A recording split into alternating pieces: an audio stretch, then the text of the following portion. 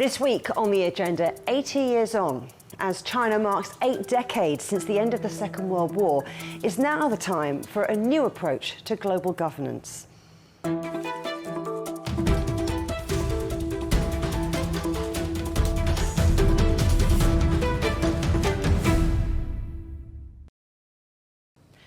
The eyes of the world have been firmly focused on China as leaders from across the globe gathered for the Shanghai Cooperation Organisation meeting in Tianjin and then moved on to Beijing for a huge military parade to mark 80 years since the end of the Second World War.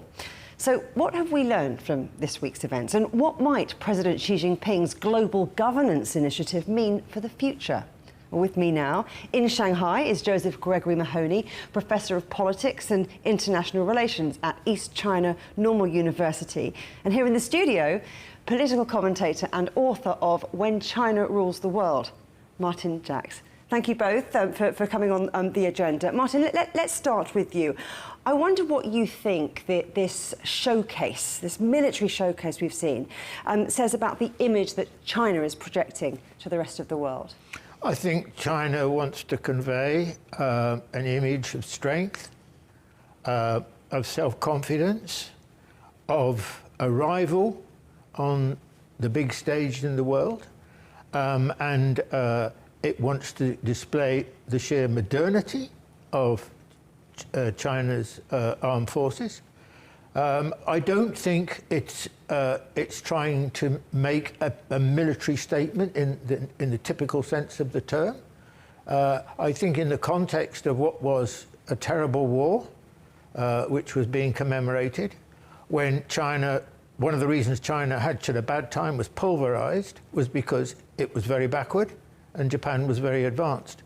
So there's lots of juxtapositions going on which help to give this event its meaning in China. So let's talk a bit more about that meaning, Joseph, because in his speech at the parade, President Xi Jinping says that humanity faces a choice between peace and war, dialogue or confrontation, win-win or zero-sum games. What's your take on that? Well, let me begin, Juliet, by saying thanks for having me on the program and saying hello to my old friend Martin, who I haven't seen, I think, since Guangzhou last year. To answer your question, let's begin with viewing the commemoration in tandem with the SCO Plus summit we just saw in Tianjin. Two bookends, perhaps. One primarily beckoning peaceful development, win-win solutions, equitable global governance, and a secure Asia. The other, remembering the past, but also projecting tremendous power and military capacity, a stark warning to those who may want to repeat the mistakes of history and travel the road of war. They will surely be the worst of it, or worse for it. Now, with these two different points emphasized, I think a line has been drawn in time. History wasn't only remembered, it was also made. And we may have, I think we may recall this week as a key moment when what we call the Asian century became greater than Asia. It became something truly global, not only signaling the end of 500 years of Western domination, but also signaling the possibility of true alternatives for more peaceful and perhaps shared future for the 500 years to come. Martin, do you agree with that during this line in time? Because it was a huge show of military capabilities, but I wonder what you think was China's underlying goal. I agree very much with what Joseph said. I think that we'll remember this extraordinary juxtaposition of these two events long into the future because of the moment it came. The moment it came was, on the one hand, America's assertion of America first, doing it alone, and a veiled threat of force, expansion into this country and that country and so on the one hand. And on the other hand, China saying at the SCO conference, look, we share the platform with all these other countries. Look at our relationship with India. Look at our relationship with Saudi Arabia and so on.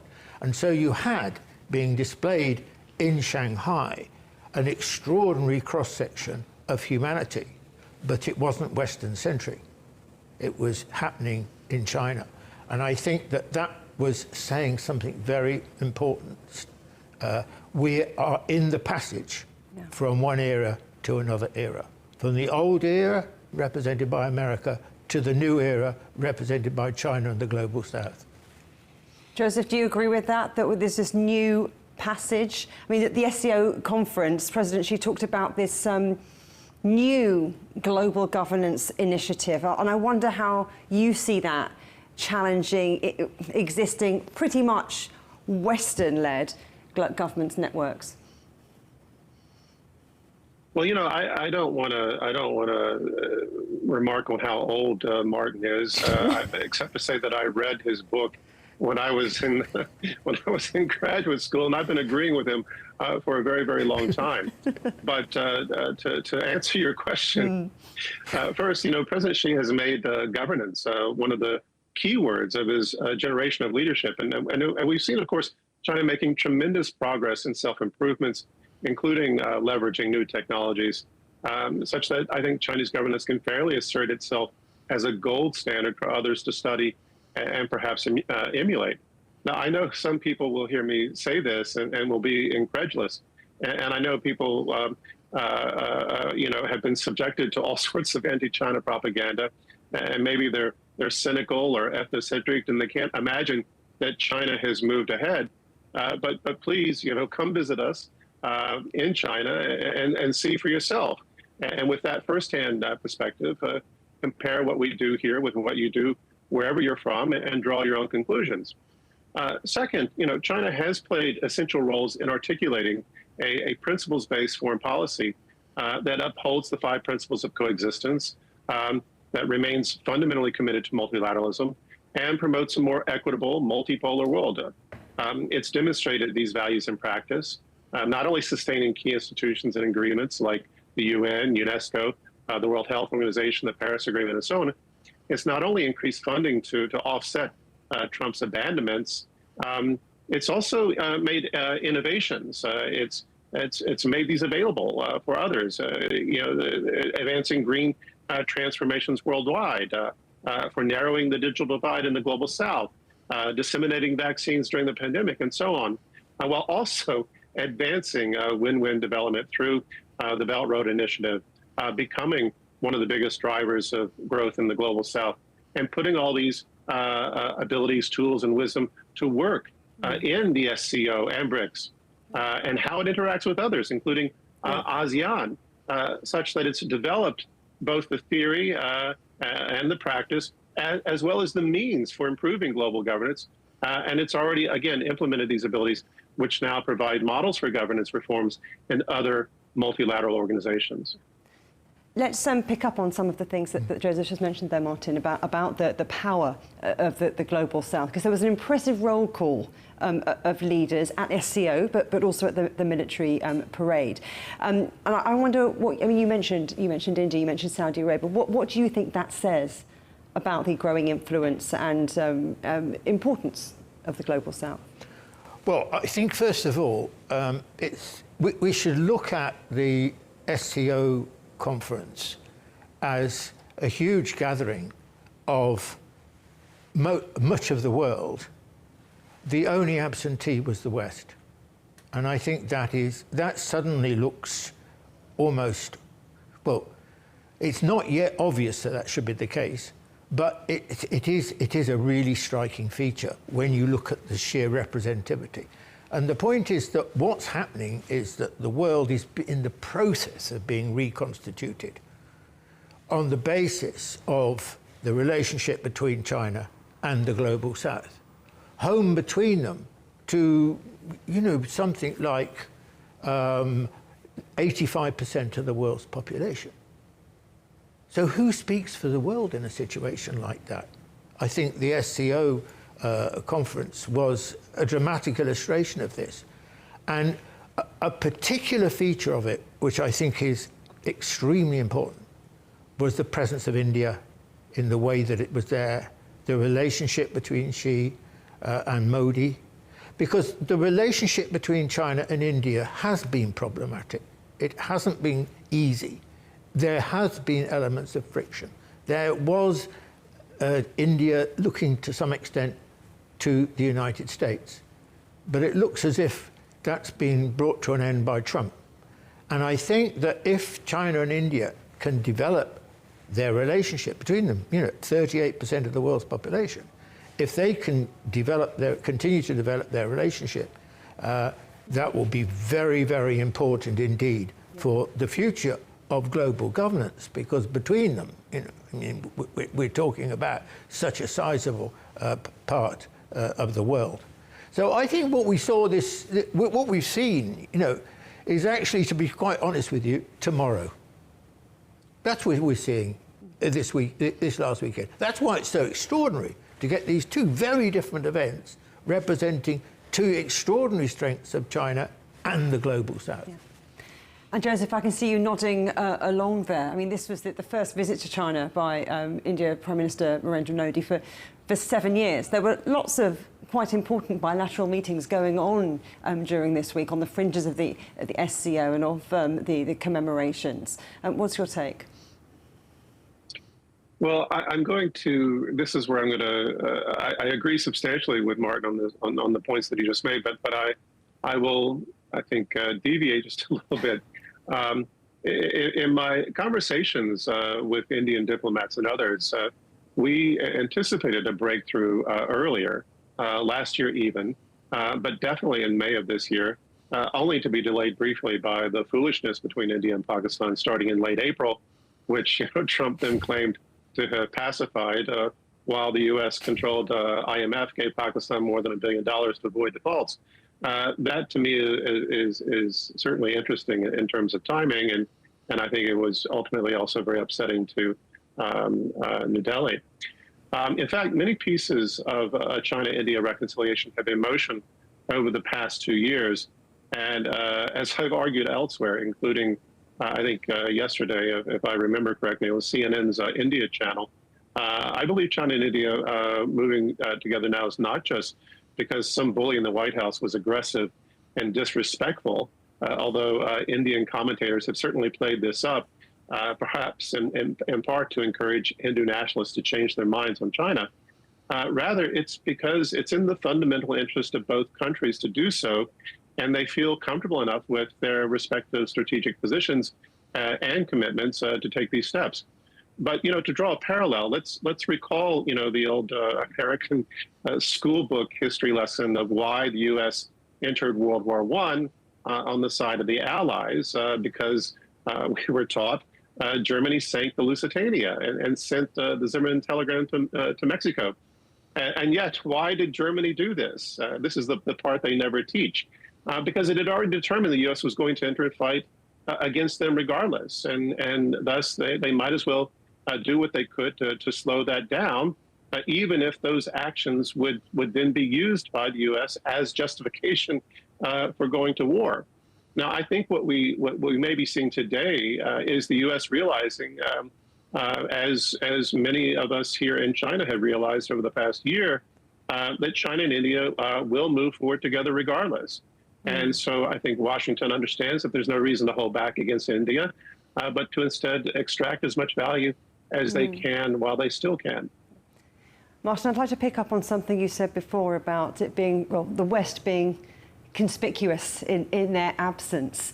Of course, Trump and the United States were not invited to the military parade, although it hasn't held the US president back from posting online during the parade saying that China was conspiring against the United States. Probably not a news flash, but what would you say that the message is from China to the United States? I think there's a double message. I think the first message is that we represent, the global South represents an extraordinary cross-section of humanity. We're getting on very well. It's a win-win relationship, and we are thoroughly committed to cooperation and dialogue. And the second part of the message is, and look, don't mess around with us. We're very strong. We've got a great military capacity. if you do something, you can be damaged. So be warned. And I think that's always an important message for an American leader.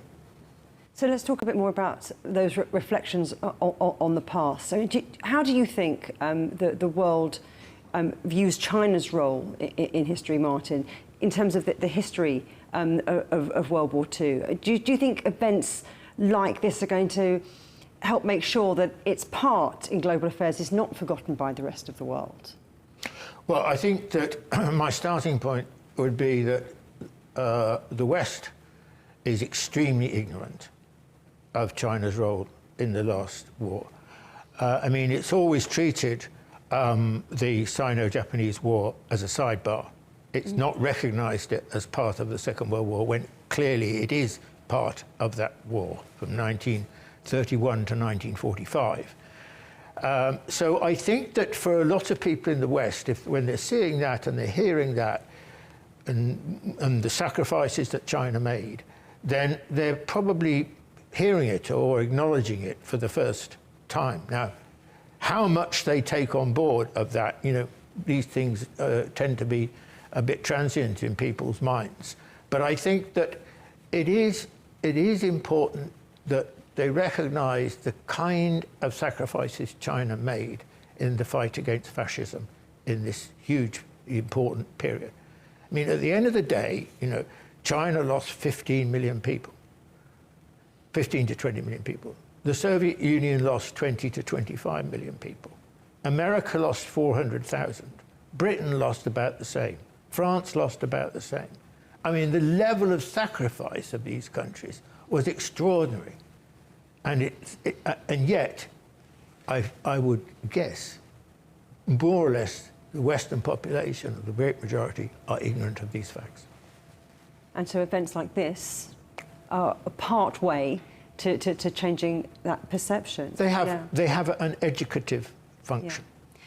Joseph, of course, this year marks not only the 80th anniversary of the end of the Second World War, but it also marks the birth of institutions like the United Nations. Now, President Xi made it clear that China remains a trusted partner when he met the United Nations Secretary-General Antonio Guterres last week.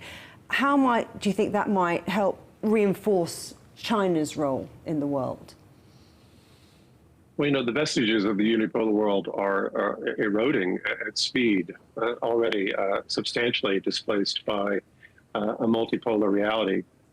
So, you know, this is something I think we said earlier. We can say that we're still in a period of transition, but in fact, the world is already truly multipolar. The question is whether or not this multipolar reality has been sufficiently consolidated, and the answer is not yet. The U.S. is still trying to play the spoiler, still trying to assert itself unilaterally, still trying to exploit the dollar and its outsized influence over the global financial system to extract value. Now, there are those who believe we'll continue to see considerable risks up to 2030, possibly currency wars, or even the possibility of a so-called Q day, when quantum computing abilities may reach anticipated breakthroughs, being able to mow through encryption and poorly maintained systems at breakneck speed, all of which, you know, might be taking place in the U.S. against the backdrop of what will then be Trump's failed domestic and foreign policies, and likely an even more highly polarized and desperate American electorate, either fighting with itself or wanting to fight with others. Martin, this has been a vital week for China. As it all sinks in, I know you said it's a window on tomorrow, but what do you think that the main takeaways will be at home and abroad? At home, well, in China, yeah. I think this will have given the Chinese people a great sense of confidence, pride, hope, and the journey they're on, they can feel very tangibly the progress that is being made by the country. I mean, that is fantastic for people, isn't it? I think abroad it depends where you are. I mean, if we're talking about the West, I think it's it'll have different effects. But I think, you know, that these two recent events have given the West pause for thought. You know, if you go back 2 or 3 years, then we were in a sort of Cold War atmosphere, and there was a lot of xenophobic criticisms, remarks, propaganda, and so on. And it's not quite like that now. It seems to me we've come out of that. There's a sort of understanding that actually that reaction was a desire just to reject. And what people can see now is actually rejection's not going to work, because, you know, this is happening before our eyes. And people on the streets now, say in Britain, are busy buying Chinese electric vehicles and saying how good they are and what good value are, and, well, you know, China's doing well and so on. So I think there's a sort of element of positivity creeping in, even though I don't think it's by any means the dominant feeling. And Joseph, what do you think? What do you think will be the lasting impression around the world after this extraordinary week? Well, to be completely candid, I'm rather optimistic. To be sure, I return repeatedly. I will be the first to admit that I return repeatedly to Antonio Gramsci's prison mantra: pessimism of the intellect, optimism of the will. And what I can say right now is this week, the will is winning. Could I just add Yes, you to can. Joseph's remark about Antonio Gramsci, the great Italian Marxist, which is another well-known quote, is something to the effect that the old order is dying and the new one is not yet born. But actually, I think we're a bit further on than that. To wait and see. Martin Jacques, Josef Gregory Mahoney, pleasure to have both of you on the programme. Thank you.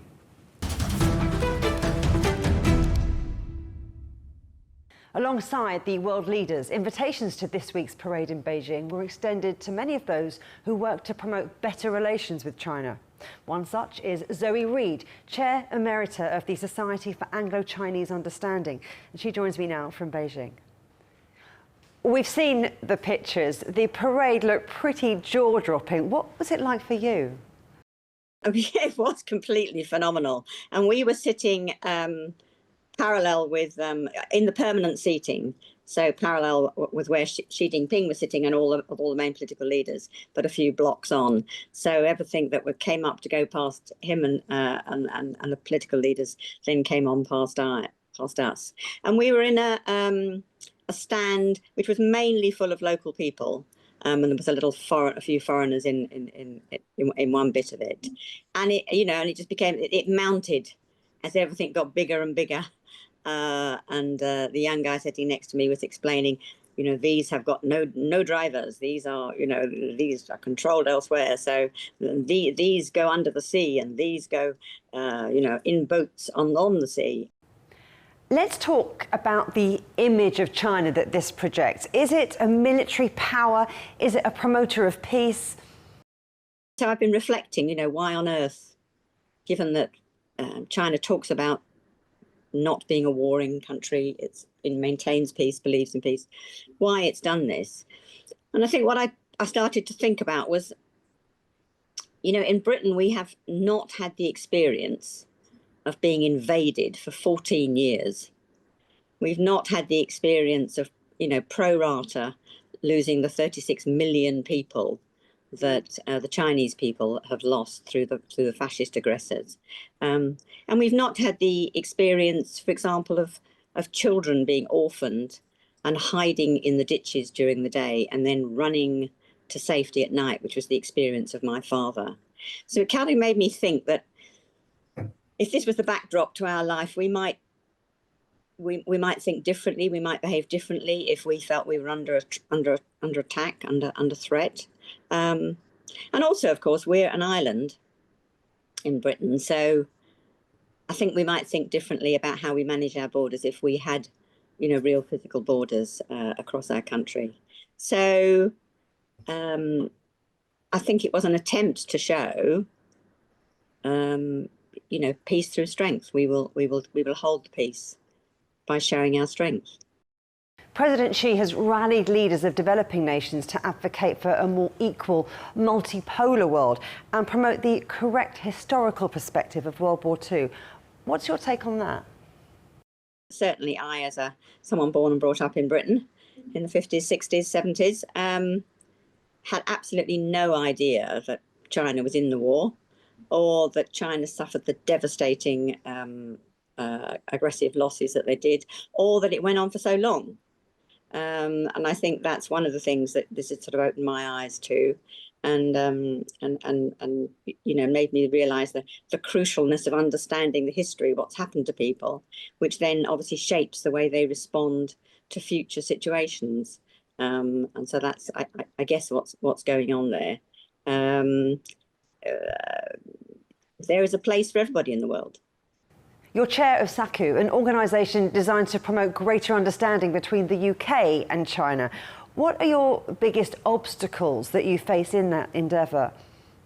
Well, I was thinking about this question, and I do want to come back to my story at some point, but and I sort of thought maybe willful ignorance, this was last night when I was tossing and turning, is an obstacle. I mean, we hear, I think we've all got the message in Britain that China is one of the biggest polluters in the world, if you take the case of environment. But we're not hearing as strongly and fairly and importantly the phenomenal improvements and changes it's doing to overcome these environmental problems and pollutions that will eventually be of benefit for everybody in the world. So for SACU's point of view, that's thinking how we can even out the message is a real sort of obstacle and a real area for us to work on, I think. And certainly a focus on climate change and environment is something we want to focus on quite heavily over the coming period. And what about opportunities? How do events like we've seen this week help to bring China and the rest of the world closer together? Thinking about what will enable SACU to continue its mission in these new times with this new technology and these new ways of working, which is to build understanding amongst the British public that will then lead to greater tolerance and greater friendship between peoples of Britain and peoples of China. And so we're very keen, I think, to some of the connections we've made to get young people to understand the real China of today. So whilst there is value in talking about history, I'm not sure many of the young people today actually focus on war at all. It's not part of their frame of reference. So whilst we can tell the story, and we have been telling the story of George Hogg and others that are phenomenal. Zoe Reed, thank you very much. You can watch every episode of The Agenda in full on CGTN Europe's YouTube channel. And for exclusive extra content from me, my guests and the rest of the team, don't forget to check out The Agenda Show on TikTok. Coming up on a future agenda, the power of the silver economy, how to make the very best of an ageing global population. But for now, from me, Juliet Mann, and from all the Agenda team here in London, goodbye.